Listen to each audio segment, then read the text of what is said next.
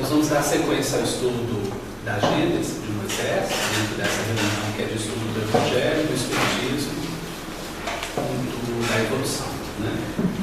O grupo vem estudando os 5 primeiros versículos do livro A Gênesis de Moisés, no seu capítulo 1. E dentro daquela proposta de dinâmica, a gente vai propor uma sequência, né, uma continuidade. A dinâmica do estudo faz com que sempre retornemos, porque a necessidade nossa de aprendizado passa pelo campo da fixação dos conteúdos. Então tem a questão da repetição dos assuntos. Mas ao mesmo tempo temos que dosar essa repetição com dinamismo, né? Como os benfeitores têm orientado, que é necessário da sequência, caminhada. Vamos ler os primeiros 5 versículos e depois já dentro dessa proposta de engatar os textos da sequência.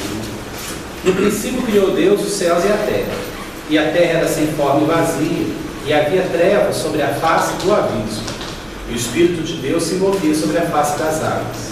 E disse Deus: haja luz, e houve luz. E viu Deus que era boa a luz, e fez Deus separação entre a luz e as trevas. E Deus chamou a luz dia, e as trevas chamou noite. E foi a tarde, amanhã, o dia primeiro. Dentro desses movimentos do primeiro dia, nós encontramos aqui alguns elementos de estudo que o grupo vem trabalhando ao longo das últimas semanas. Né? E essa primeira movimentação estabelece para nós a presença da luz e das trevas, a presença do dia e da noite, a presença dos céus e da terra. Então foi até trabalhado semana passada, se eu não me engano, essa questão da dualidade. Né? Encontramos a unidade dentro daquela expressão da síntese. Tudo que é sintético, que representa síntese, expressa a unidade. A unidade, digamos, primeira ou primária, né, como está no livro dos Espíritos, é a própria divindade, é o próprio Criador. Mas nós encontramos essa unidade quando conseguimos fazer síntese num certo processo, na nossa própria vida. Né? Essa unidade se desdobra em dualidade, como percebemos aqui, nesses pares, né, que vão se formando. E a partir do versículo 6, encontramos uma nova expressão de dualidade. No estudo que o Honório faz, que há os áudios, né, disponíveis na internet, o estudo desse próprio texto, e estudos que foram feitos há pelo menos 10 anos, há mais de 10 anos até alguns, ele diz que a partir do versículo 6 nós notamos a expressão da dualidade. Nós vamos estudá-lo aqui, o grupo vai poder comentar. No versículo 6 é dito o seguinte: e disse Deus: haja uma expansão no meio das águas, e haja separação entre águas e águas. A partir desse ponto, o Honório já comenta que a dualidade se expressa, e que a expansão já é talvez a concretude, talvez aquilo que é tangível dessa separação, da dualidade que surge. E aí podemos entender que a separação, ela precisa ser feita em nossa vida o tempo todo. A natureza, primeiramente, nos ensina a dia, a noite, a alto e baixo, a cheio, a vazio, né? E todas as outras expressões que demonstram que eu preciso, como que, por vezes, me encontrar numa situação, por vezes em outra. Quando o ser vai desenvolvendo os aspectos morais e compreendendo as questões morais da vida, uma outra proposta, que em essência é a mesma, só desdobrada em caracteres morais, éticos. Eu tenho que separar o bem do mal. Eu tenho que separar o que eu devo do que eu não devo, o que eu já compreendo do que eu não compreendo, o que eu devo caminhar do que eu devo talvez retroagir. Então, essa separação, essa expansão vai surgindo, trazendo novos desafios para cada um de nós. E o processo ele é tão dinâmico que ele não se encerra aí. Dentro dos próprios estudos do Honório, a gente vai percebendo que lá na frente, a criatura vai ser convidada a separar o que é bom do que é menos bom. Não necessariamente o bem do mal, o bom do mal, mas aquilo que eu já entendo que talvez eu não deva fazer. Então, essa expansão que vai surgindo, nós notamos em várias áreas da nossa vida. E são áreas, e são situações, circunstâncias que nos trazem muitas vezes angústia. Porque eu tenho uma situação para fazer ou outra, eu tenho que escolher entre uma e outra. A vida me pede essa clareza, esse discernimento. Por que gera angústia? Porque, de uma certa forma, aquela situação que eu já conheço, ela está vinculada ao meu passado. Dentro da experiência que eu já adquiri, que eu já realizei. Então, é o que me traz uma certa segurança, uma certa área de conforto, de tranquilidade. Essa escolha é difícil por conta disso. Mas nós vamos abrir a discussão, o diálogo com o grupo, né? E vamos trabalhando esse contexto da expansão e um assunto que já vai surgir de imediato aqui, a questão das águas, né? E a separação de águas e águas.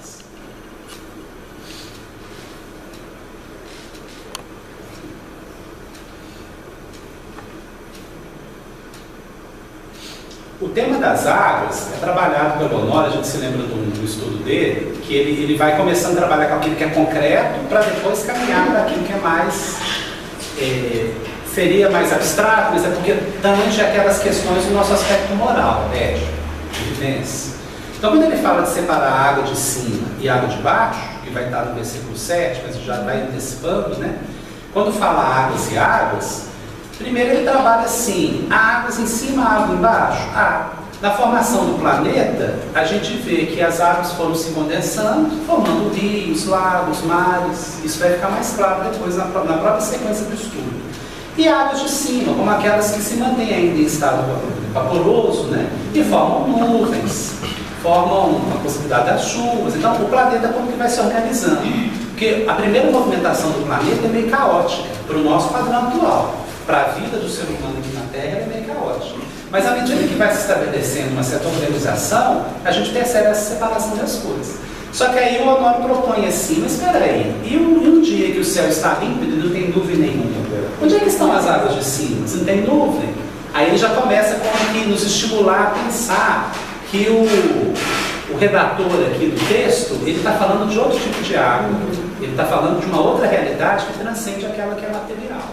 Aí a gente precisa da doutrina espírita para compreender a realidade do fluido cósmico universal, né? Das várias modificações dos fluidos, das vibrações, e que o universo como um todo, ele está imerso em vibrações. Por mais que a gente tenha a realidade material, tem uma realidade vibratória, fluídica, que é subjacente, que está entremeando isso tudo, né? E a gente vive isso tudo. Basta pensar que nós, enquanto seres encarnados, estamos imersos em água. O nosso corpo é aquoso nesse sentido. Mas nós também somos seres fluídicos ou vibratórios. Estamos imersos no nosso próprio ar vibratório, ou não? É uma água que a gente está inserido nela. E o outro também está. Então, quando eu tenho uma questão de convivência, de inter-relação com o outro, e eu sinto o humor do outro um pouco diferente, e aquilo me causa alguma alteração, é como se a água do outro tocasse na minha. É como se o que vibrou lá vibra aqui. E quando é uma relação boa, uma relação de afetividade, de solidariedade, também a água de lá tocou aqui de uma forma equilibrada, harmoniosa, né? Se tem aqui um lago e a face da água está límpida, mas se eu toco aqui, não tem ondas concêntricas e chega lá do outro lado? Como na teia de aranha, como é que a aranha sabe se ela está numa posição da teia e se algum inseto caiu ali? Que foi tendo uma vibração, e a vibração chegou nela, falou assim, tem alguém lá na teia. Ela não precisa ver no primeiro momento, né? O texto é muito bonito, a gente fica pensando, está falando do que exatamente? Está falando de tudo. A separação física, a separação vibratória, o aspecto moral, o aspecto físico. Sim, na sua casa tem que separar o que é algo que está puro do que não está. Um alimento você tem que separar o que eu devo, o que eu não devo, o que já passou, o que não passou. Tudo é separação na vida, na vivência humana, né? Léo, esse tema, esse texto, ele, dentro do contexto espírita, ele tem uma riqueza imensurável, porque a doutrina espírita, ela precisa dos princípios, especifica os princípios universais, né? Então a gente tem aquela tríade dos espíritos que eles revelaram a Kardec: Deus, o Criador e criado, o espírito, que não é matéria, mas é alguma coisa, e a matéria, que no seu estado original é chamada de fluido cósmico ou universal. E o André Luiz nos ajuda dizendo que o fluido cósmico é o hausto do Criador, a força nervosa do Sol. E a obra de André Luiz fala que nós vivemos no pensamento de Deus. E a obra de Kardec apresenta um texto de um espírito, no livro A Gênese, que ele fala que nós estamos imersos em Deus como os peixes e as plantas nos oceanos. Então, quando a gente começa a trabalhar céu e terra e água, né, e a dinâmica dessa água que se deu através da luz, né, porque primeiro foi a luz, ou seja, há uma força motriz aí produzindo essas ondas para a gente descobrir o que tem, né? Onde a gente está inserido, com o que a gente vai se defrontar. Então a gente percebe que essa água ela tem uma expressão muito maior do que um líquido, como você acabou de colocar. É como se a gente respira e fala assim: eu estou imerso no oceano de oxigênio. Só que se a gente for estudar o que é o oxigênio, o que são os gases, nós estamos estudando o fluido cósmico. A gente fala assim: mas o oxigênio, os gases vieram de onde? Modificação do fluido cósmico, modificação daquilo que Deus emana. Aí você fala assim: então existe um universo de forças cósmicas, não é? Nós estamos imersos num oceano infinito de forças cósmicas que tem sua origem em Deus. Aí vai ficando mais fácil. E aí, se nós entendemos que não é que existe a água para o nosso mundo, como existe lá em Marte, né? Achar água em Marte, mas no subsolo, mas a gente vai perceber que existe uma outra água. Interessante, eu falei de Marte aqui. A obra do Chico trouxe revelação de que Marte é mais evoluído que a Terra. Eles acharam água no subsolo de Marte, mas não conseguem detectar a vida. Porque a água que nutre os habitantes de Marte é quintessencial. Não é mais água física, que existe no subsolo, porque no passado já teve. Agora nós estamos com o desafio de captar um outro tipo de água, que é o fluido cósmico mais apurado do que o nosso da Terra. Porque, como nós vivemos num mundo que tem aqui água, gases, a matéria densa, a gente pega isso, desenvolve instrumento óptico para pesquisa e vai tentar achar isso no planeta brasileiro. Não acha. Vai achar na retaguarda. Porque nós não temos aquela classificação do solo, conforme a idade, né? Até chegar em hoje, eu não sei de qual, né? Mas tem lá as idades desde a origem do planeta. Estratificação do solo. Você vai estudando isso na geologia. Então o que você vai fazer? Você vai lá em Marte, você vai estudar o solo físico de Marte, porque lá tem densidade. Você vai achar água lá. Ó, existiu água aqui. Só que eles superaram essa época da água. E isso dá uma ideia, sabe por quê? Será que a Terra não vai passar por essa mudança vibratória? E nós vamos descobrir outros recursos? Sim. Não vão adaptar? A gente fica aí, né, a pensar. Os espíritos dão notícia de uma realidade que é do nosso plano, que é o nitrogênio. Se não me engano, livros mensageiros, né? Me parece. Que tem uma discussão sobre isso, que nós não conseguimos assimilar o nitrogênio, mas que para o futuro, aí eles lançam assim, que Deus vai permitir uma capacidade de absorção desses elementos que vai modificar até a maneira da gente interagir com os outros seres. Porque a gente precisa se alimentar de um ser que absorveu o nitrogênio. E esse é o pensamento de todo mundo que luta, né? Tem que comer carne, né? Por enquanto a carne é ainda carne. Porque o nosso sistema ainda é assim, lamentavelmente. Mas vai deixar de ser. Mas vai deixar de ser. Porque nós estamos caminhando para no sentido evolutivo para um tipo de vida diferenciado. Eu me recordo de uma entrevista do Chico Xavier em que ele, sobre densidade populacional, em que na época ele disse assim: não, os benfeitores espirituais nos informam que a Terra não precisa se preocupar, porque nós temos ainda inexplorados os oceanos. E nós temos recursos abundantes nos oceanos que darão conta, desde que descobertos, pesquisados, de alimentar com abundância a humanidade que está crescendo, aumentando de número. A preocupação é essa. Como é que alimenta o povo? É recurso. O homem vai deixar de ser obtuso. Porque o grande problema nosso é que o homem está concentrado em fazer dinheiro e ficar rico. Num sentido muito específico. Antigamente, pelo menos, era rico mesmo, porque tinha lastro no ouro. Hoje em dia, nem isso, né? É especulação pura. Então, seria uma riqueza falsa, virtual, não é real, e a expensa da miséria de muitos povos. Você vê, assim, o egoísmo cristalizado. Então, você percebe que, quando o homem começar a pensar, opa, eu li uma matéria hoje, muito interessante, que na Escandinávia, nós estamos falando de primeiro mundo, Vamos chegar lá. Mas em termos de cidadania, eles avançaram. Falta espiritual. Né? A gente é miserável em termos de cidadania, mas temos valores espirituais, que é o que faz a gente aguentar isso. Não é? A gente ter ser humano. Mas olha que curioso, ele fala assim: a criança, até os 3 anos, quando ela se emancipa, ela precisa da presença paterna ou materna para ser um homem de bem, por causa da afetividade. Enfiar na creche é duro, porque vão crescer com tendência à violência para se autodefender, porque o mundo é cruel. Então, olha interessante, pesquisa científica. Então ele estava dizendo o seguinte: ele é um brasileiro, um pediatra brasileiro brilhante. Ele disse o seguinte: olha, o que acontece na Escandinávia? A mulher tem licença até 1 ano para ficar com o filho, mas ele ainda não está pronto. Mas em seguida, se ela tem que voltar, o pai pode pegar licença para completar esses 2 anos.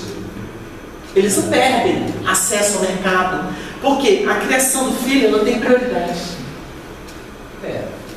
Presta atenção onde nós estamos vivendo. Parece água de cima mesmo. Essa é água de cima, não é? Então você vai começando a ver que o homem já consegue perceber isso. Mas por quê? Porque lá eles não estão atrás do capitalismo fechado. Né? Nós temos companheiros da espírita que estão defendendo o capitalismo. Nós temos que negociar. Não pode ser só o capitalismo, porque ele vira um dragão cruel devorando todo mundo, não é? Para se manter. E não podemos ir para o outro lado extremo também, né? Porque já deu muita guerra e muita morte. Então nós temos que negociar. Agora, lá eles já estão percebendo que a vida é maior que o lucro. Então, o que vai acontecer? Então, talvez eles tenham até descoberto que essa criança bem preparada vai dar até mais lucro. Por quê? Porque o homem vem lá na frente para um mundo melhor. Sim. O objetivo é esse. Né? Porque na sociedade em que nós vivemos, há muita dificuldade do trabalho render por conta das nossas dificuldades morais. Você tem que pensar num trabalhador mais saudável, mais equilibrado, que não falte tanto no emprego, que não tenha tantos problemas, que ele tenha mais equilíbrio mental para render no trabalho também, porque isso é crescimento para todo mundo. Uma sociedade doente, as pessoas não trabalham bem. Não trabalham bem. Nós consumimos muito mais forças na defensiva do que na edificação do mundo que nós sonhamos, com o que nós somos. Isso começa na primeira infância. Exato. É essa criança bem acompanhada desde o início que vai ser esse adulto equilibrado no futuro. É um processo bem feito. Sim. Então a gente vê como que nós precisamos, até para entender essa terra que o céu já existia. É o primeiro elemento. Porque tem que ter método. Então, quando a gente estuda Deus, Espírito e matéria, nós conseguimos entender que a matéria, ela é campo operacional. Quando a gente vai pegar o ideal do céu, que é o norte da vida, por exemplo, no livro dos Espíritos fala assim, a ideia de Deus não é produto de educação, porque os vossos aborígenes cultuam o ser superior, reverenciam, e ninguém ensinou isso para eles. Então eles falam isso. Então o que você percebe? O céu vem primeiro porque você partiu de alguma coisa, você não se gerou. Existe isso íncito na criatura. Existe isso, é imanente isso. Existe um Criador, existe uma força criadora. Então o camarada começa, esse é o primeiro céu. Não importa se ele vê nuvem, achar que é a nuvem, que foi a árvore, né? Lá em Roma, os 2 elementos que fundaram Roma se alimentaram da loba lá. Então eles acham que é a loba, mas aqui é uma mitologia, né? Sim. Então esse primeiro contato, não importa que nome se dê, mas existe uma força que pré-existe. Porque você tem que ir remontando até chegar ao Criador. Quem criou a loba? Pois é. Quem permitiu que ela tiver? Quem deu o instinto para a loba? Porque ela está alimentando com o seu leite 2 seres humanos. Por mais mitológico que seja, você vai chegar em Deus. Então é nesse ponto que eu achei interessante, porque se você consegue conceber que o céu é algo superior que te inspira e te guia, inspira e guia, porque provavelmente a gente não guia, mas inspira. Você pega um elemento muito materialista, que ele fala assim, deixa eu dar um tempo aqui que eu preciso para a natureza respirar um pouco, para me sentir um pouco mais leve. Ele buscou Deus na natureza. É o Deus dele. O materialista faz isso. O materialista, o ateu, ele busca algo que corresponde a Deus. E ele não pode negar isso.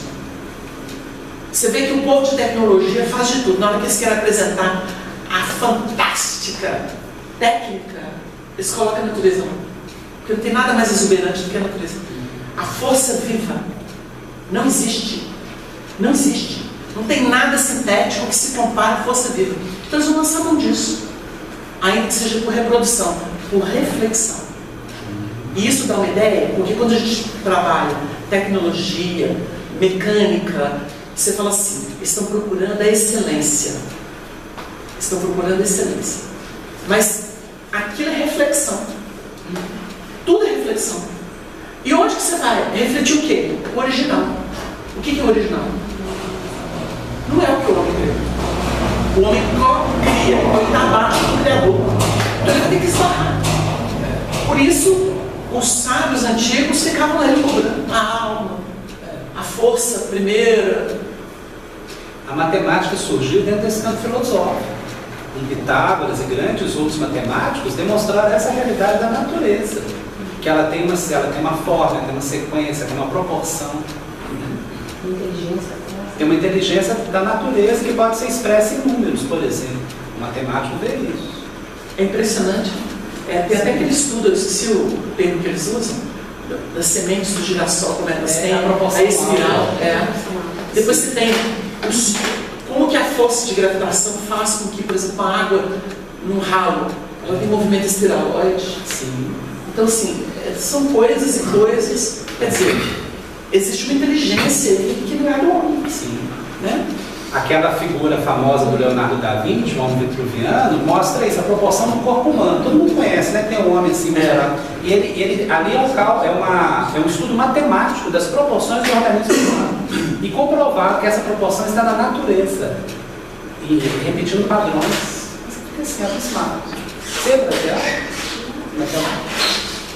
Quando a gente fala de água de cima e água de baixo, o Honório trabalha muito assim a questão da série estequiogenética, que são os 92 elementos da tabela periódica, que são, digamos, elementos naturais. São aqueles que o homem vai e pesquisa enquanto na natureza.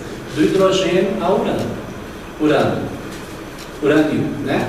Todos nós aqui estudamos isso na escola, eram 92. Aí você vai lá um pouco depois, já tem 93, 94, agora deve estar em 100 e poucos. Outro dia eu olhei a tabela periódica, mas peraí, quando eu estudei não tinha isso aqui não. Tem os elementos artificiais que o homem vai descobrindo. Mas não exatamente o homem inventou. O homem conseguiu produzir em laboratório, mas seguindo o mesmo padrão. Então, se olhar a tabela periódica, vocês vão ver lá na série dos elementos artificiais embaixo, a partir do 92, do 93, tem uns já preenchidos. Tem uns que estão em linha tracejada, indicando assim, já sabe da existência dele. Já depreenderam que ele tem que ter tal raio, tal peso, tal massa, mas ainda não foi comprovado cientificamente. Mas você sabe que ele está lá. Então, é como se fosse sutilizando os elementos, mostrando que existem elementos sim além. Aí você fica pensando, olha, o Honório solta uma coisa e fala assim, e os elementos aquém? Elementos abaixo do hidrogênio? Aí você fica doido. Mas como? O hidrogênio é 1, né? Como é que você pode ter algo abaixo de 1? Porque do 92, se você ter 93, 94, você entende. Então o que vem abaixo do 1? Isso desconcerta, gente. Né? O matemático consegue pôr isso numa equação. A gente vai ver que essa expansão das áreas de cima e de baixo, as de cima com as de baixo, se eu pensar na vida biológica, que é que vai aparecer logo depois, fundamentar a Terra, com o céu separadinho, é como se fosse uma adequação do elemento psíquico. Para se adaptar ao que o planeta já oferecia e trazer a vida. Chamar trabalhar isso. Que vai surgir a erva verde depois, né? Antes da erva verde. Ele fala isso, porque ele tem que entrar no campo, mas não de uma vez, igual muita gente acha, o protoplasma surgiu. Não foi assim. É uma cadência, por isso que tem essa separação. Sabe a ideia do abismo que você está trazendo? É muito bacana isso. Porque a ideia do caos e a terra sem forma e vazia, porque aí você está falando do infra, onde há a definição do Honório. A saturação é o de vida líquida, é o caos para fazer a projeção da crosta. A crosta já é uma conquista porque os espíritos falam assim: as experiências na luz, sob a luz. Você tem sol, mas tem experiência que não tem luz. Aí é o infra. Está no abismo. Está no abismo. Por isso que o João fala no Apocalipse, o João tem textos que ele fala da vida intraterrestre, que é exatamente essa vibração mais densa. Por isso que a escala espectrogenética, o Honório sugeriu, os que estão aquém. Porque tem vibração aquém disso. Porque isso é uma conquista, isso é o nosso piso sob a luz. E a gente não tem endosso disso, não, mas o senhor vai entender mesmo o que você está falando, que o aquém mais ligado à descida, né? Dos elementos específicos. E o além está caminhando da vida biológica. Isso. Entendeu? É um divisor. É um divisor. O mineral é um divisor. Ele fecha o infra e abre para as experiências biológicas. Por isso que na Terra nada precisa ser fechado. Isso não ocorre em um lugar só no universo. E isso ocorre trazendo elementos que já passou por isso para a Terra, um que já está começando, e ele vai fazendo esse processo, essa interdependência entre os elementos. Né? Que isso não ocorre só nesse planeta, senão, só para dar uma ideia de que não é fechado aqui no planeta. Tem que ocorrer essa transmigração de princípios, porque senão a gente ficaria esperando os princípios daqui evoluírem a tal ponto para chegar num outro estado. Não. O que a espiritualidade faz? Os técnicos espirituais, né? Traz um elemento já de certa forma evoluído, que já tem um desenvolvimento nessa sua espiral, e acopla ao que já está aqui dando campo para isso. Aí pode a evolução prosseguir. Né? Olha o que o Honório fala no áudio número 5. Na internet você encontrar lá várias reuniões. A reunião número 5, ele fala o seguinte: alguém pergunta sobre as faces. Tem duas faces, né? A face do abismo e a face das águas. Ele responde assim: a face do abismo tem um tipo de elemento que ainda fica estagnado. É como se fosse a unidade psíquica imantada da aura mineral. Aí falou assim, questão aqui. Na face das águas há movimento. A água faz aquele levantamento de valores que projeta para uma evolução em termos dinâmicos. Então, dentro da fala do Honório, e uma fala que está no livro Evolução em Vida, né, o capítulo Luz e Água, né, se não me engano, que os Leão Zário e o André Luiz trazem esse conceito de que a água está associada a essa vinculação de elementos psíquicos com o elemento material, se não me engano. Ela faz essa intermediação. Ah, sim. Você está nem pode. É o capítulo 23? É, luz e água. Luz e água. Se a luz é a expressão divina potencializada no dinâmico do universo, a água, o elemento mais simples da Terra, simboliza o mediador entre o psíquico e o biológico, para os carbonos. Psíquico e biológico. Agora, olha que interessante falar que a água é o elemento biológico, não material. Ela surge numa outra etapa. A água é simples, mas ela já é composta. Porque ela tem 2 átomos de hidrogênio e de oxigênio. Tem H2O. O hidrogênio é o átomo mais simples, né? Que seria o 1 lá da escala. Agora, o oxigênio é fundamental para a vida orgânica. A ciência demonstrou, isso é de conhecimento de todos, como que o oxigênio é fundamental para a vida. E não é só para nós, não. O vegetal, ele precisa assimilar o carbono, na forma de gás carbono, e ele libera o oxigênio. Então, num fluxo de vida, aquilo que você libera também é fundamental, porque é como se o oxigênio fosse ser tóxico para o vegetal, se ele guardasse com ele, sabe? Ele precisa liberar. Isso é uma forma de tentar entender didaticamente o assunto, né? O que ele precisa liberar é fundamental para o outro.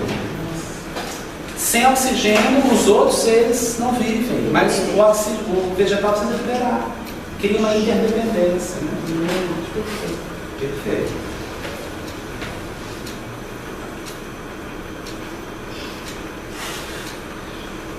Só tem uma parte na revista, no capítulo 10, no seu vida, um pedacinho.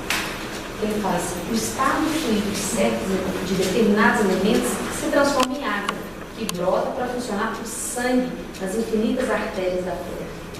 É esse momento que começou. Nesse momento estava começando isso. Ou seja, porque você vai estudar a evolução lá no Sangue dos Mundos, agora os espíritos focam no sangue. Primeiro aí fala seiva, o sangue, os artrópodes, aí vai chegar no sangue humano. Mas primeiro foi o sangue da Terra, que é a base primeira da vida biológica. E sem água, planeta, pelo menos essa vida que nós temos aqui. A orgânica nossa, não. É diferente de Marte, vamos lá, o pessoal até comentou sobre Marte, falando assim, o pessoal achou água lá em Marte. Mas que quantidade que eles acharam lá? É possível ter vida como a nossa, com aquela quantidade de água? Então tem que ter discernimento disso aí, falando disso. Aí você tocou nesse ponto aí que tem que fechar. Né? A água que eles trabalham lá, né? É outra água, um outro nível. Né? A ideia, né? E é aí que eu queria continuar dentro do raciocínio do tripé espírita, Deus, Espírito e Matéria. Porque se Deus é o inspirador através das suas potências originais, vamos dizer assim, quando a gente fala sobre terra, é a densificação, é quando o espírito, com sua capacidade eletromagnética, influi no fluido cósmico e ele vai formar, ele vai imprimir com raio de desejo, raio de emoção, aquilo que é a sua realidade revelada, a sua evolução. Então você vai ter espírito que cria zonas sombrias, doentias, que são os rebeldes, os viciados, e tem aqueles que vão co-criar em plano maior, que vão formar mundos, que vão formar ambientes saudáveis. Quando a gente quer que um bom espírito ajude a gente, e ele vem e magnetiza para a gente poder ter luz, deixa jorrar a luz dele na gente, ele está co-criando em plano maior. Ele está desarticulando treva e dinamizando a potência da criatura, a capacidade da criatura. Então você vê que existe isso. Por isso que, quando a gente analisa a realização da pessoa ou do indivíduo, que pode ser considerada a terra dela, né? Não tem lá uma maldição sobre, mais à frente, que nós vamos estudar o Caim, o melhor, é o Caim que mata o Abel. Ele diz assim, comerás o pão com o suor do teu rosto. Ele está cumprindo essa determinação. Trabalharás a terra, espinhos e carnes ela te produzirá. Por quê? É a terra amaldiçoada. Não é? A pessoa não vive feliz. Ela não faz certo e ela não consegue ser feliz no campo íntimo. Às vezes ela passa uma maquiagem, faz alguma coisa, põe uma roupinha bonita, mas ela não consegue estar feliz por dentro. E pelo fato de não estar feliz, ela pode criar um sistema de defensiva e de violência, querer destruir o outro que está feliz, que ela acha que está melhor que ela. É assim que começa, ciúme, assim, que é o que o Caim configura, ciúme e inveja. Porque ele viu o irmão harmônico e ele falou, eu não sou harmônico, mas ele foi o pecador, porque ele era a serpente, que tentou a Eva, e ele é o primeiro filho dela. Então assim, a gente vai estudando os assuntos, vai encontrando as respostas. Então, da mesma forma que existe terra, que pode ser boa e tragar o indivíduo, engolir ele e aprisioná-lo, né, na culpa, no remorso, na infelicidade, existe a terra dadivosa, que faz o que o Abel fez. Produziu, né, os rebanhos, já mostra uma outra órbita de realização. Não era só ficar arando a terra, já tem rebanhos, já produz a gordurinha, já oferece. Isso é um símbolo bonito. Uma oitava a mais, não é? Aí a gente entende por que existe água de cima e água de baixo. Existe realização de nível melhor e as não tão. Não tem gente que reencarna aqui, não é água, questão não é água, reencarnação? Expiação. Você vai ter que aguentar, meu filho. Você está colhendo o que você plantou. Você vai ter que aguentar. Genereis e chorareis. Mas tem água de cima para poder ajudar. Aí falou assim, mas a misericórdia vai te ajudar. Vai ter um passe espírita lá para te aliviar. Aí vai alguém e fala, você quer um passe? Você está aí todo doentinho na cama, infeliz, à margem da sociedade. Quem te dá um passe, fazer um evangelho com você? Aí a água de cima chegando. É um banho. É um banho. Dá uma ideia. Porque se a gente não caminhar por isso, fica só aquela coisa mitológica, fechada. Sim. Não é? Já que a gente sabe dos princípios cósmicos, fica mais fácil de analisar isso. Sim. E aí a gente chega. Por que é expansão? Porque tem dinâmica, né? Aí tem as operações de cima, sobre ela, e as de baixo. É como se tivesse uma meta entre dois padrões de comunhão. Porque tem a água sobre a expansão e debaixo da expansão. Se a gente for trabalhar e falar assim, peraí, qual que é o limiar entre o mundo espiritual e a terra? O André dos Alves das Mulheres fala assim. A Alva do André fala assim. Isso é coisa de quem sabe pegar. O Aurora gostava disso. Fala assim, quando a gente vai olhar, fala assim, o povo fala que a terra é plana, tá? Tem até discussão hoje, né? Só que é o seguinte, a crosta, ela não é assim, horizontal como a gente pensa. Porque ela oscila. Porque quem compõe a crosta, olha, aí, nossa, aí o negócio vai. Quem compõe a crosta? Quem fez a crosta? A crosta não é terra, não é água. A crosta são todos os princípios e seres que definem isso.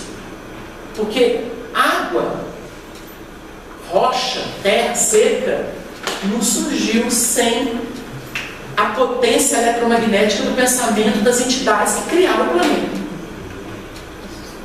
E que colocaram quem? Princípios e seres para segurar isso. É como se fosse assim. Jesus tem autoridade, então ele cria um campo magnético. Vou falar assim, porque eu não tenho jeito. O pensamento de Jesus cria um campo magnético, que é o poder dele, de evolução, de espírito puro. Vou lançar mão do material lá da nebulosa solar, e esse material, daqueles elementos elípticos, não sei o que, se define aqui, encaixa no plano vibratório dele, está no pensamento dele. O pensamento é eletromagnetismo. Então ele mandou aquele material, que é fluido cósmico já em dinâmica, perde espaço intratômico, definiu ordem, altíssimas temperaturas. Aí vem forças cósmicas. A gente fica pensando assim, será o pensamento dele que definiu essa água? Essa força, essa coisa gelatinosa que cobriu, não é? Os elementos psíquicos. Aí você fala assim, não é? Então, os processos físico-químicos aconteceram, definindo crosta, água. Aí vem os vapores. Só que tem que ter esse elemento, que é o elemento psíquico. Quem que manda o psíquico para você enxergar alguma coisa? Aí tem algo para a gente pensar, porque essa ciência é uma ciência totalmente nova, isso é do futuro. Você vira para o cara e fala assim, você é magnetizador? O espiritismo surgiu com um monte de magnetizador, pegando gente sensível e fazendo experiência. Eu vou te hipnotizar. Hipnotiza a criatura, fala assim, agora você sai daqui onde você está, senta lá naquela última cadeira. Eles fizeram isso. Aí o perispírito da criatura sai e vai lá para a cadeira. Ele está lá com uma faca e fala, ai! Ó, ele está aqui. Vocês entenderam? Eles fizeram isso. Por que você está me ferindo com essa faca?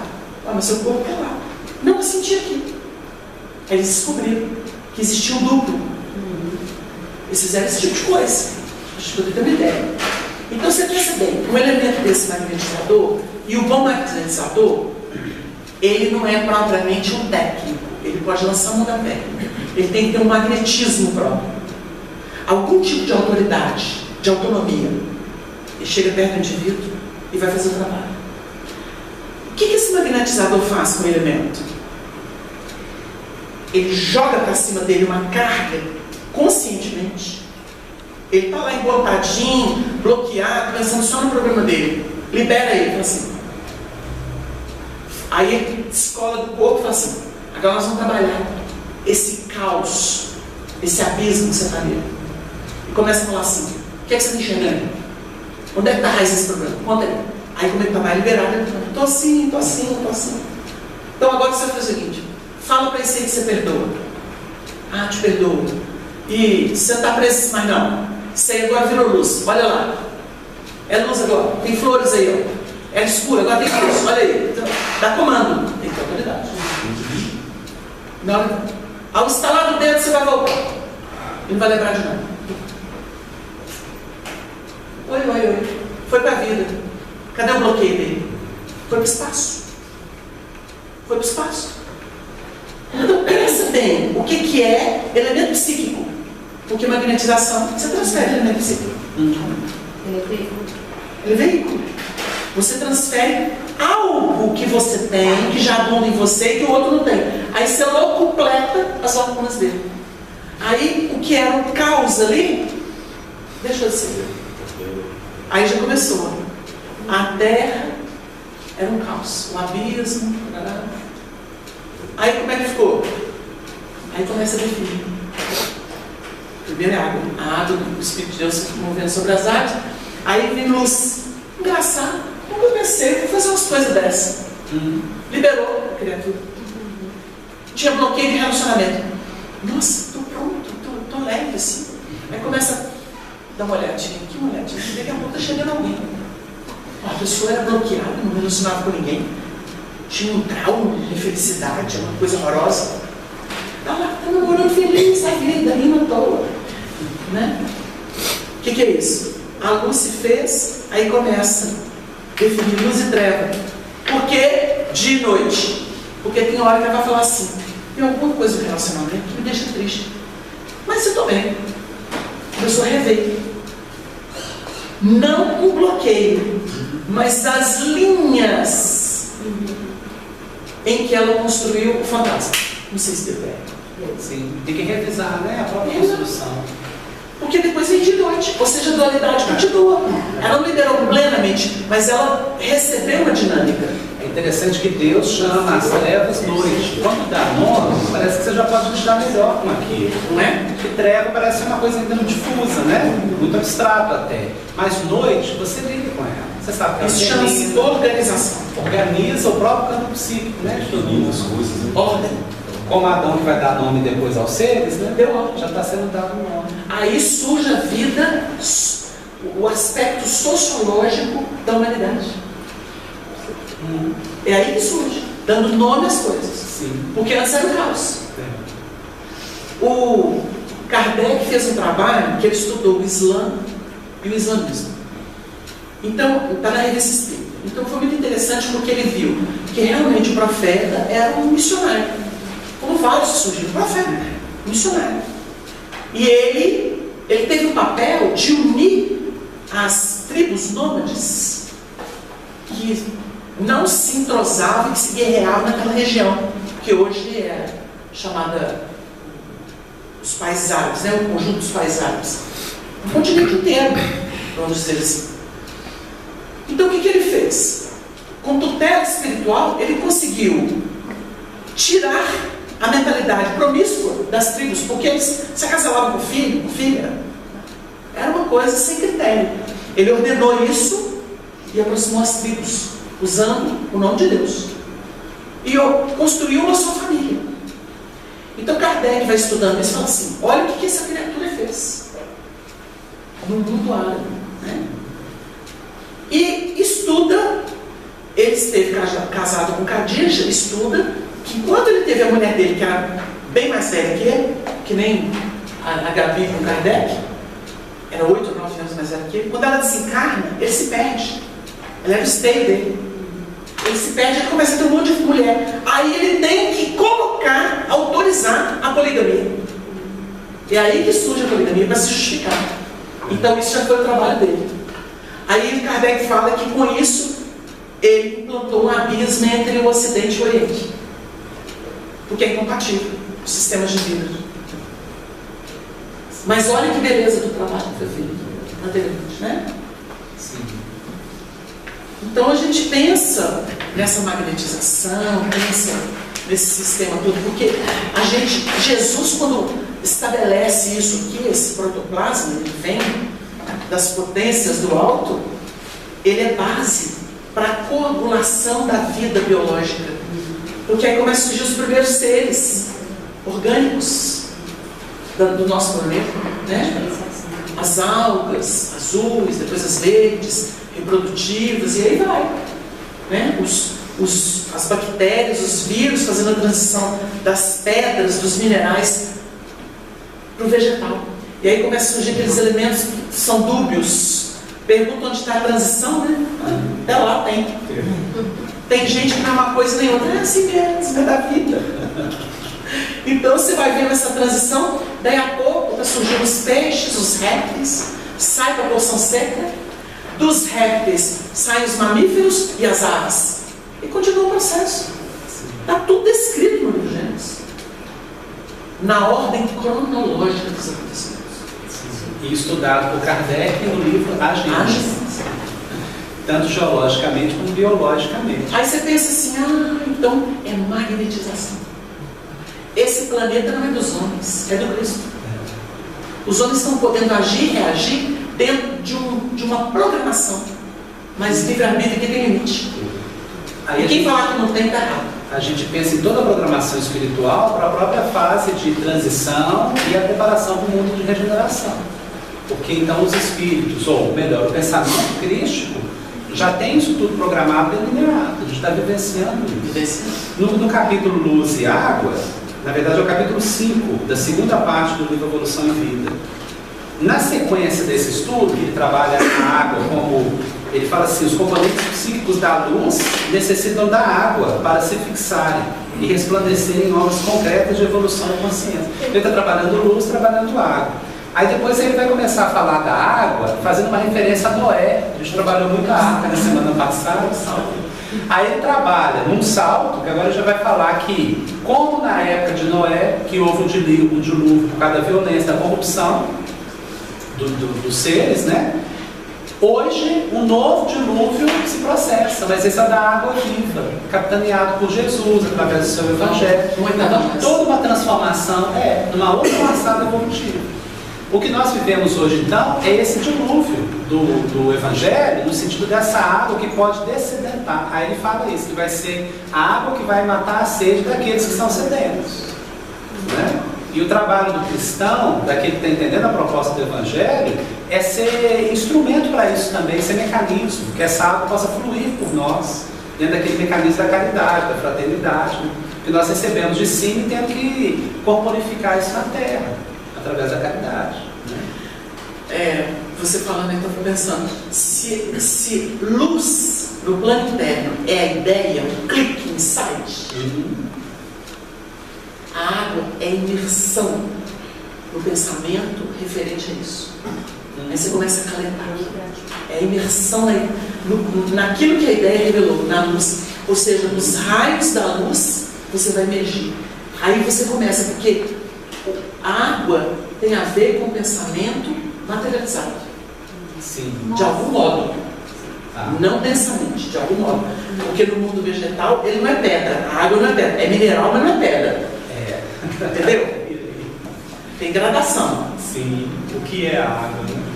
Mas aí tem aquela pergunta que foi sendo trabalhada ao longo do tempo, né? E essa água que vem antes da luz, né? Porque antes do versículo haja a luz, tem o Espírito de Deus movendo sobre a face das águas. Porque essa água, ela tem... Essa é outra. Essa é outra, porque essa água, ela tem uma característica personalística. Essa água existe porque lançou mão da outra água, que é o pensamento divino. Sim. Que é original, e que são as forças divinas que existem, que você coagula para poder ter sua experiência e se iniciar e se preparar para a grande água, que antecede tudo. Gradação. Por isso que existem céus. Por isso que no sermão profético, o céu acaba. O sol fica opaco, a luz, as estrelas caem. Porque você tem o céu que é uma concepção. Ela morre para dar espaço para um outro muito maior, muito mais apurado. É a vida na Terra com água e a vida em Marte que nós estamos com outro tipo de água. Outro tipo de água. Médium sabe disso. Às vezes você faz uma projeção, você vai em ambientes assim, que parece aqueles mares, quando você pisa, parece cristal. O mar está dentro do cristal. Aí você pensa, o que é isso? Tem gente que acha que é loucura, mas não é. Médium não consegue falar de percepções quando ele tem, tanto do infra quanto do supra. Não. Aí você fala assim, o Chico psicografou nosso lado, falou que ele era louco. Os espíritos falaram que é alienação, que é loucura. Por quê? É difícil você entender que a vida tem expansão. Expansão. Como está no versículo 6, né? Que fez Deus surgir na expansão. Expansão é No meio isso. das áreas. Você vai tirando a coesão, expansão é isso, você tira a coesão e você vai conhecendo as reentrâncias. Aí o Honório falava assim, muita gente lê, mas tem que aprender a ler nas entrelinhas. Expansão. Expansão. Sim. E aí a gente vê que o texto do ensinamento espiritual ele é todo alegórico, porque ele promove, ele estimula essa expansão no leitor. Está falando de algo que eu tenho que entender, está falando de uma outra coisa. Está expandindo. Se eu ficar preso na literalidade, eu não caminho. Eu a letra mata. Agora o espírito vai ficar porque vai promover expansões da compreensão, do entendimento. Né? Então está lá um texto assim, quando o adversário te pedir pedir a capa, dê também a túnica. Se a pessoa for na literalidade, eu não uso mais túnica, esse texto não tem a ver comigo. Eu preciso expandir minha compreensão para dizer o que será que o Evangelho está querendo dizer. Aí em outro momento, qual que é o filho que pede pão e o pai dá uma serpente? Pai, esse texto não tem a ver comigo, né? Mas eu tenho que entender o que pode ser representado na minha vida, o que eu ofereço para os outros. Os filhos são os meus frutos, né? Até como é que eu lido com essa relação na vida. O que eu estou oferecendo de melhor para as criaturas. Então o Evangelho está totalmente dentro da minha vida, da minha história, né? Mas se eu não expandir a consciência, não vai ser. Wagner, essas expressões de matéria tem a ver com aquela preparação do auxílio de 10 anos terrestres, ela poder reencarnar?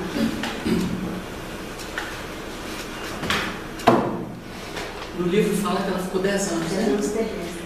O que a gente responde geralmente quando eles falam de espírito mais evoluído, que tem dificuldade com a matéria? Uma vez falaram isso que Jesus tem uma obra de Ramatiz, que é considerada apócrifa, né? Não legítima, e que ele fala que ele levou não sei quantos anos para poder conseguir chegar perto do planeta, porque é muito denso e tal. O espírito evoluído, ele não tem submissão à matéria.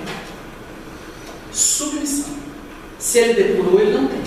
E se ele não tem dificuldade para chegar. Os 10 anos, dentro do que a gente entende, doutrinariamente, é o ajuste do grupo para formar o campo para chegar. Eles tiveram que preparar os elementos que iam fazer o cenário para ela. Os 10 anos é para preparar o palco. Não pronto. O ator está pronto. Porque se você falasse que ela tinha que preparar, que ela não dá conta dessa vibração, você fala assim, mas que espírito depurado mais frouxo é esse? Eu que dou conta de 1 leão por dia e tem que ficar lá cheio de frescura para chegar aqui? Vocês entenderam? Não faz, é incoerente. Não faz, é incoerente. Então essas obras estão assim, destruídas pelo conteúdo doutrinário.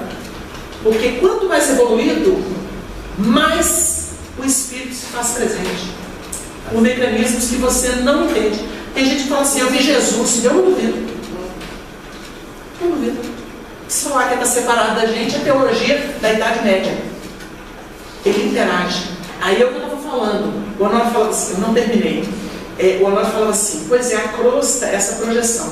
Acontece que o mundo espiritual, André Luiz fala assim, ele faz que nem aqueles eletroencefalograma, que ele tem aquelas... A crista. Exatamente, a crista e o pico. Então o André Luiz começa a falar assim, eles não vêm em linha reta, nem descida, às vezes desce, às vezes vai reto. Aí você fala assim, como é que é esse caminho do mundo espiritual para a Terra? Aí você questiona. O Honório Gostava falava assim, vocês entenderam que tem oscilação? Hora desce, hora sobe, hora vai. Então ele tem essas oscilações. Então, subcrosta, crosta e as regiões espirituais em torno elas interagem dessa forma, com picos e cristas. Deu uma ideia? Não tem nada linear, só o pensamento do homem obtuso. Sim. E aí quando a gente pensa numa cidade espiritual, a gente fica imaginando como é que eles conseguem manter a forma da própria cidade. Como é que tem lá um objeto que mantém aquela forma? O pensamento de alguém está mantendo aquilo. Ele impregnou de alguma forma aqueles elementos que estão no plano espiritual, mas são de alguma forma tangíveis. E aquilo ali se mantém. Porque eu fiquei pensando assim, mas se é pelo pensamento, olha o que a gente pensa. Depois eu entendi a incoerência que eu estava pensando. O espírito lá tem um corpo, né? E nosso lá tem um corpo. esse copo físico aqui foi feito porque alguém trabalhou a areia, trabalhou outros elementos e tudo e conseguiu formar. A técnica que foi feita e a coesão dos elementos é tal que o copo se mantém. A não ser que eu quebre ele aqui, mas o elemento se mantém. Para fazer um copo no plano espiritual, o espírito vai ter que manter isso de alguma forma e manter o pensamento, né? Eu vai ter que continuar pensando no copo indefinidamente. Se parar de pensar no copo, o copo deixa de existir. Eu fiquei pensando nisso um tempo, você acredita? Mas não tem como, o espírito tem mais o que fazer do que ficar pensando em manter o formato do copo. O que a gente entendeu? Aí vocês me ajudam nisso, né? Ele impregna uma vez só, ele manda uma vez só que ele se mantém. O artesão que fez o copo, o artífice, o copo se mantém aqui, ó, ele não está pensando mais no copo que ele fez. Mas ele conseguiu dotar a matéria, e lá essa matéria surgiu de algo que se mantém, que tem uma coesão. Normalmente a carga mental dele. A carga mental mantém, mas ela se mantém, não precisa ficar pensando naquilo mais, não é isso? Será que é por aí? É um padrão mental, porque, por exemplo, tem uma média de vibração de pensamento, de conteúdo moral em nosso lar. Você tem desde as câmaras de retificação, que são mais próximas do contato com a terra, quase físico, tanto que eles vomitam, eles têm necessidade. É mais escuro, é no subsolo. É escuro, é no subsolo de nosso lar. Você tem desde aquilo até o governador, que é a figura mais elevada. Tem as altas torres da governadoria. Exato. Tem lá a agulha no final. Esses mais elevados captam do mais além. Sim. Mas eles têm que manter um padrão, vamos dizer, de A a Z ali, relacionado com a Terra, para criar uma espécie de duplo. Aí os hábitos da Terra, os que não cabem mais, por exemplo, comida mesmo, feijoada lá. Aproveita. Então o que eles fizeram? Eles estabeleceram, concederam os caldinhos reconfortantes, um chazinho, porque é uma coisa mais essencializada. E mesmo assim, para quem toma, é uma ilusão, porque bastaria dar um passo. Sem uma condensação fluídica para dar à criatura a ideia de que ela tem um estômago, mas ela não tem estômago mais, porque no além não tem estômago. Então ele tem a sensação que está fazendo aquilo, mas não é real, é simbólico. Está vendo como é que metáfora, figura de linguagem é importante? Sim. Até no além tem. Então você fala assim, está satisfeito e o estômago está cheio. Aí o espírito pensa assim, não tem estômago, é condicionamento mental. Permitiram algum, por isso teve guerra lá, não pode ter comida aqui, não pode, não tem comida. Vocês querem voltar para as zonas inferiores, próximas da terra, umbral? Porque o povo, o André só falava assim, eu arrancava a raiz para comer no chão, ia beber, a água estava suja. Por quê? Porque a zona em que ele estava, que era umbral, era a projeção mental dos culpados.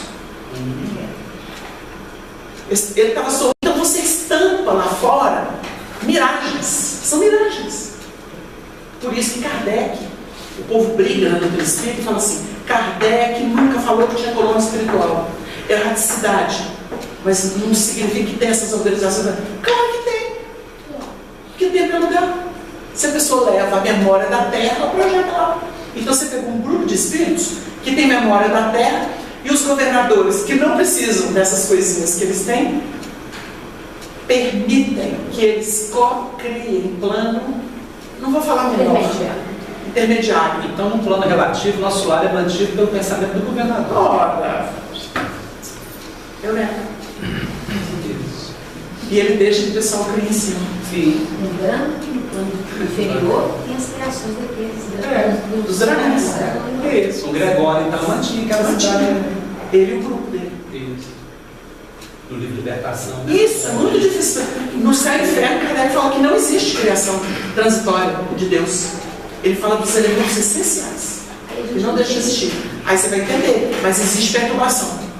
E a perturbação é lugar. Agora eu entendi o que a senhora fala quando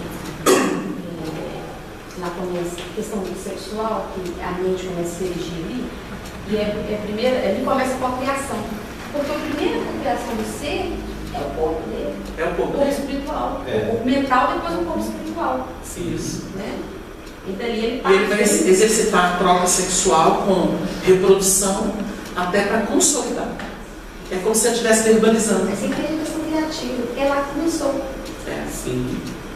E ele diz que o corpo mental ele é sintético. A síntese do que é a criatura. E o perispiritual já é analítico. Porque vai expressando. Tem, inclusive a questão do corpo mental, sugerir, depender que ele tenha a forma ovoide, e por aí vai. Expansão.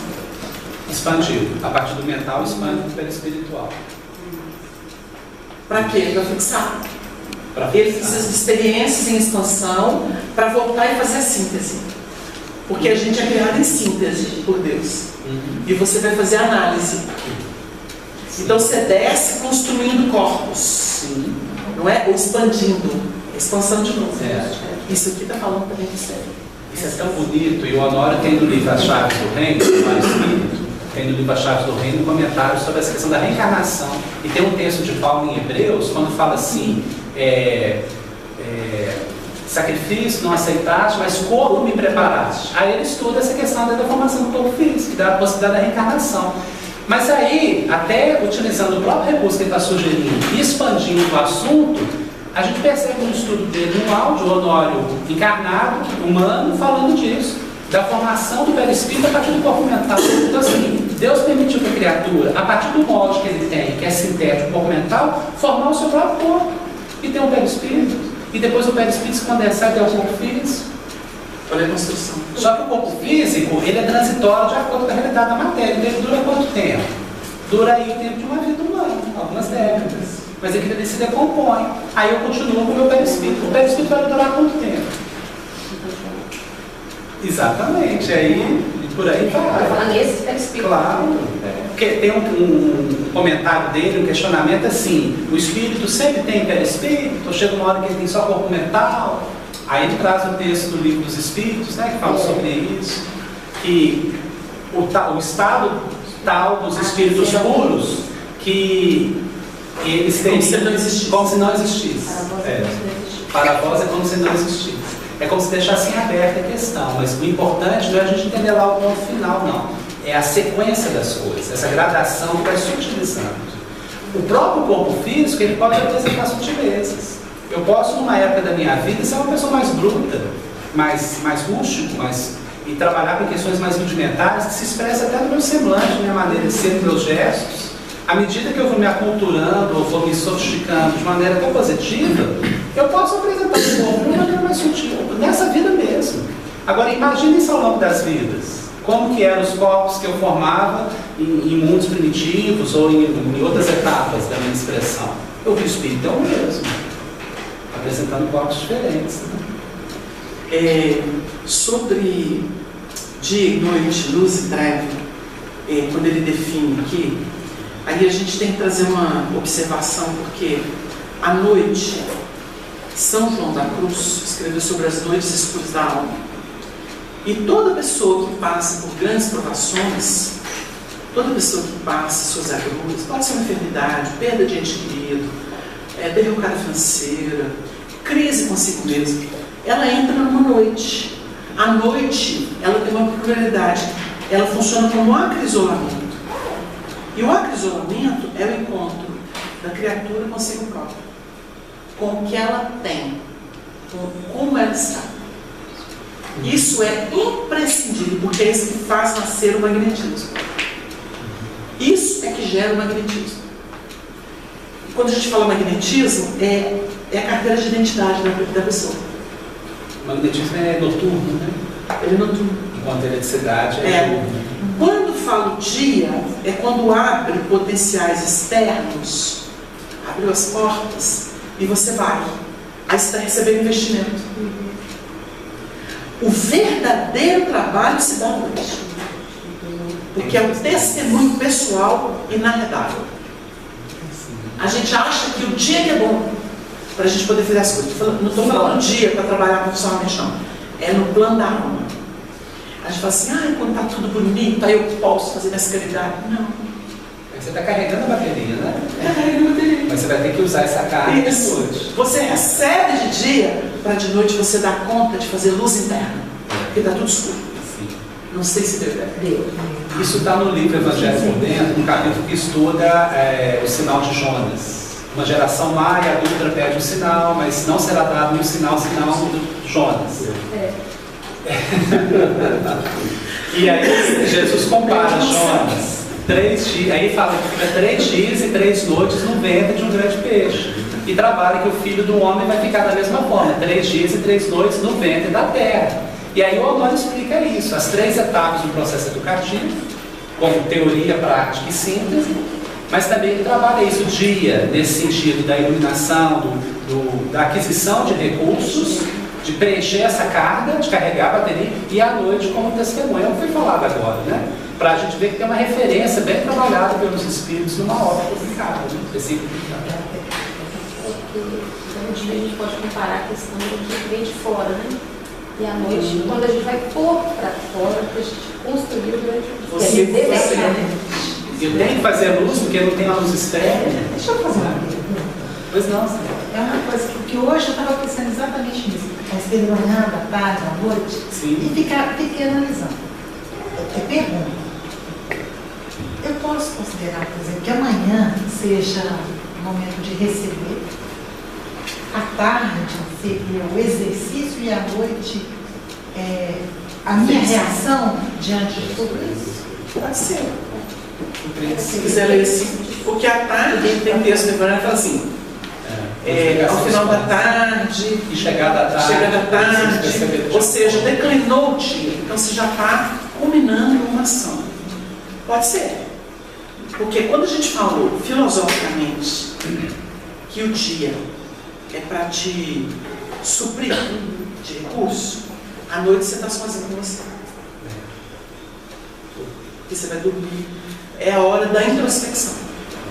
É a hora que você não tem mais o amiguinho ali conversando, o ônibus passando, o distraimento da pombinha pousada ali, a florzinha ali perfumada. Você vai estar você com você. É no sentido filosófico. Mas não está errado. O dia é proveitoso. Você pode pegar só o dia e falar assim: um dia eu começo radioso, e aí eu consigo operar, e quando chega no final eu vou fazer o balanço. E eu fiquei pensando no meio-dia, no sol do meio-dia.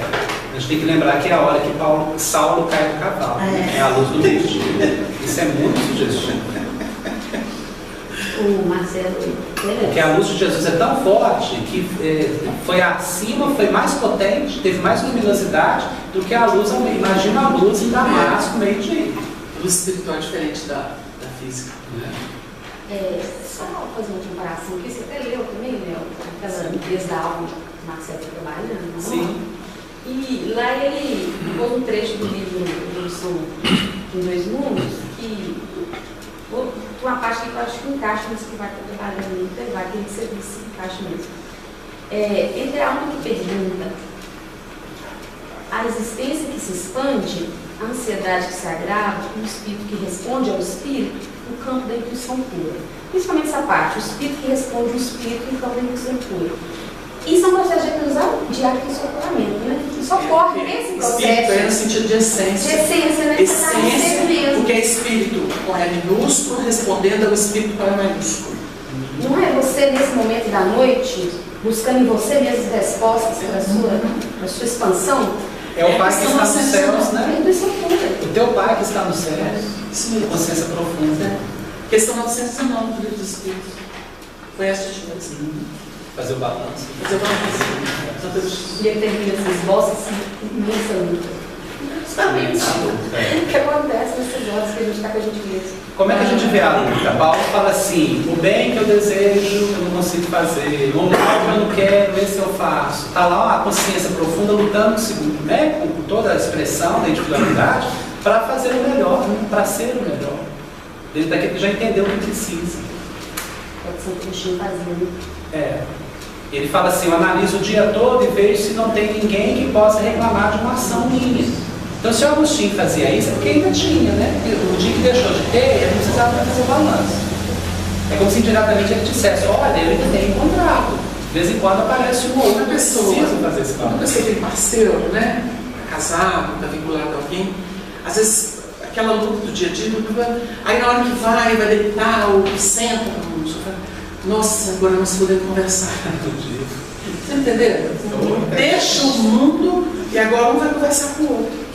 Às vezes está com o coração aflito para poder falar, mas contexto da existência não permite. Então, naquela hora é a comunhão. É hora de comunhão. Pode ser externo, pode ser interno.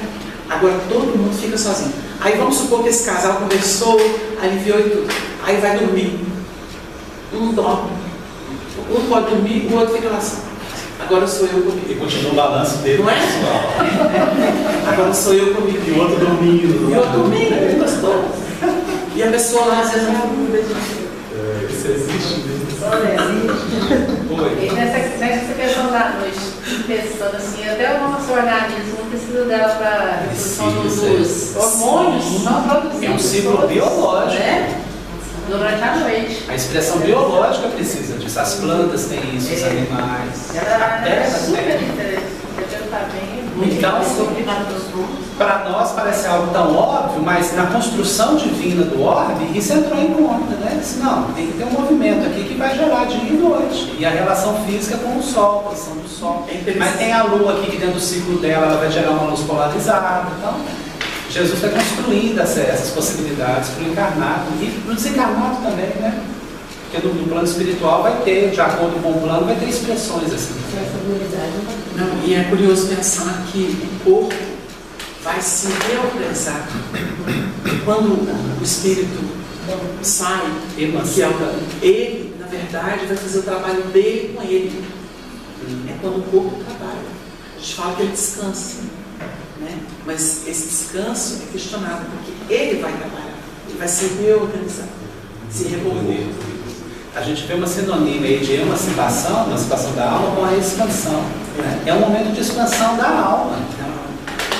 E a beleza do símbolo da noite a gente vê na parábola das 10 virgens, que está lá no sermão profético, né?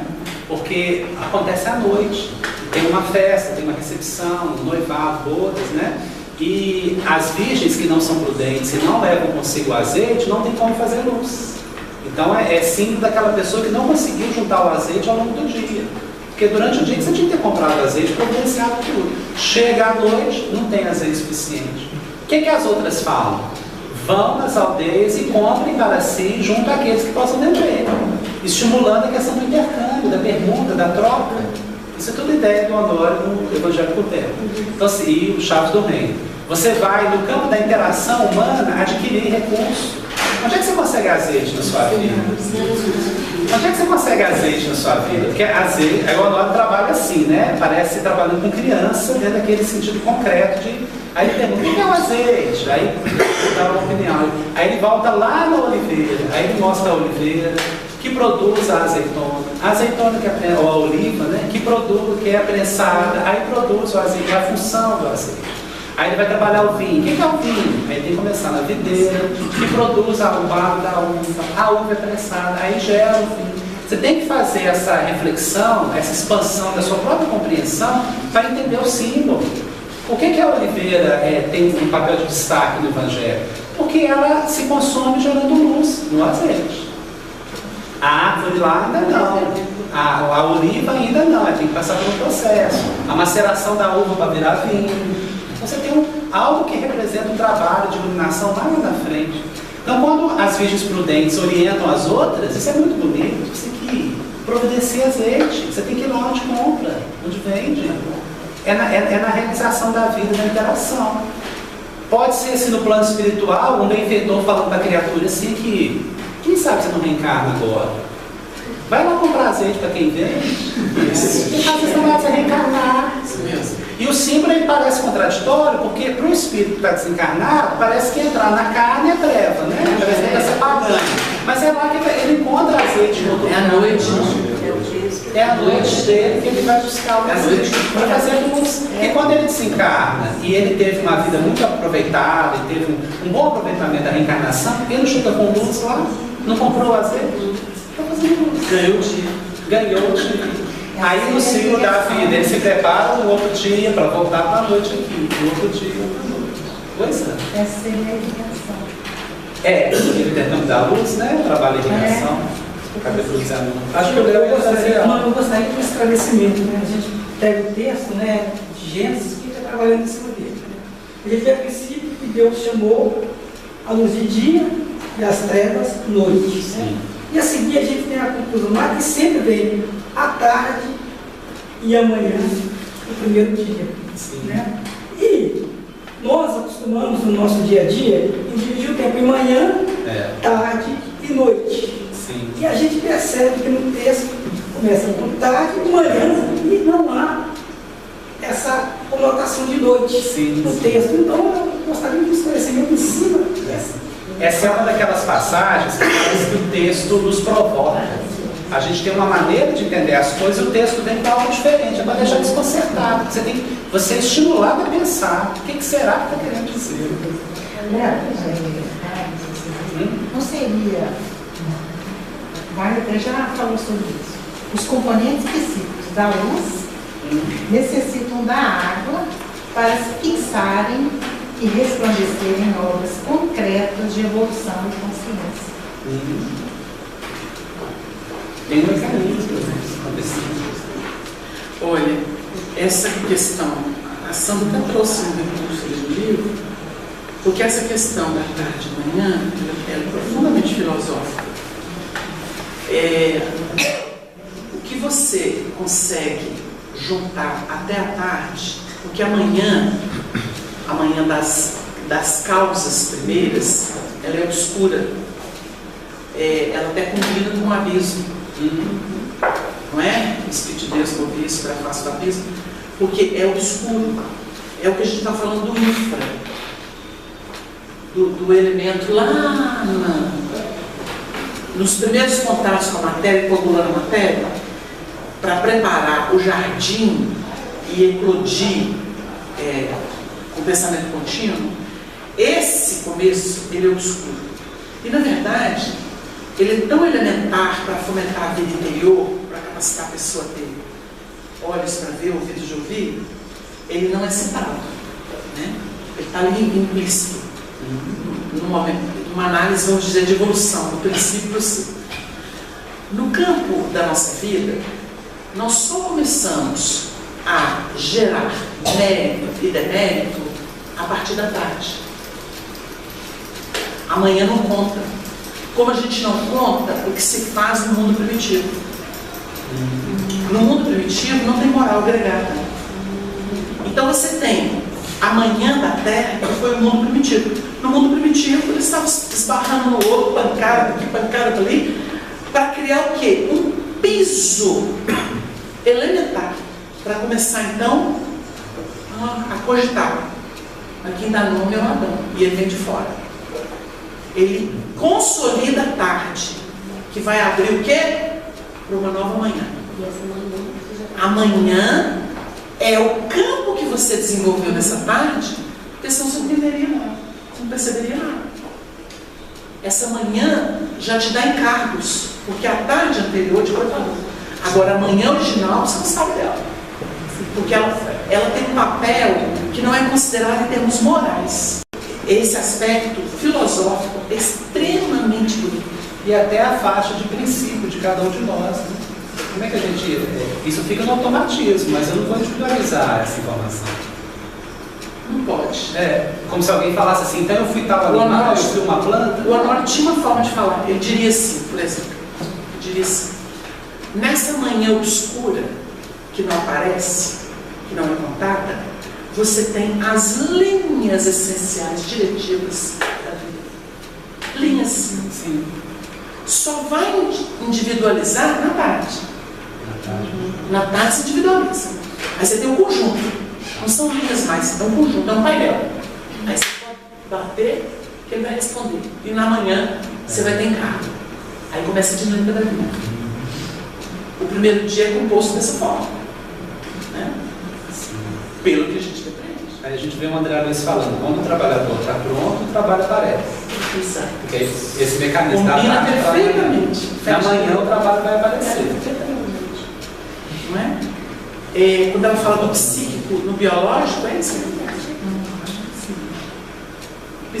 O psíquico lá, onde ele estava, era uma promessa. Mas quando veio, mandou e fez surgir o biológico, aí é a parte. Porque um é Deus, mas é estático. Aí se você põe o 2 é natureza, é dinâmico. Então a parte é a natureza. Não sei se tem. A outra manhã já é 3. Aí é É como se fosse um Aí você começou. trabalhado na outra. Eu posso falar do seu Honório, no caso do seu Honório em relação à tarde de manhã, ele está trabalhando essa ideia, você fica trabalhando igualzinho. Ele faz, só que ele resume assim, a sintonia é a tarde e a afinidade é a manhã. A afinidade é a tarde. A sintonia prepara na tarde, você prepara. Você esboçou. Perfeito. Ele vai desenvolvendo o jeito que você desenvolveu. Coisa. Nós estamos na mesma onda. O que tem de original no mundo, né? O que tem de novo? O que tem original? E aí foi-se, né? Porque por mais que a gente possa, digamos que a gente conseguisse chegar numa síntese final de todo esse processo evolutivo, em outros órgãos isso já foi feito. Criaturas já desenvolveram isso e já chegaram no patamar. A gente está sempre vai existir uma vanguarda, né? É interessante, porque o projeto Genoma, né, que eles fizeram a codificação dos cromossomos, então eles achavam ali que ia ter uma resposta, né, para as pesquisas da biologia. E no momento que se faz a descoberta, na realidade surgem ali novas informações que eles não tinham os dados. Então é como se fosse descobrir amanhã do dia primeiro. Mas na realidade, no momento que descobriu, surgiu outra manhã, mostrando a dinâmica do processo. Para chegar O que vocês estão falando está aqui, né? Eu gosto muito desse versículo. Versículo 2 do Gênesis, capítulo 3. E abençoou Deus o sétimo dia e o santificou, porque nele descansou de toda a sua obra que Deus criara e fizera. Mais que perfeito, ou seja, é anterior a isso. Entendeu? Mais que perfeito. É anterior ao passado. Sim. Não é? É isso mesmo. É no último dia já. Negócio é Por sério. enquanto concluímos nesse nível da gratividade do estudo. Gente, vamos terminar a nossa reunião. A gente vai observando que a coisa, as informações são muito amplas e nós vamos produzindo de modo a podermos ver com mais clareza, com maior objetividade.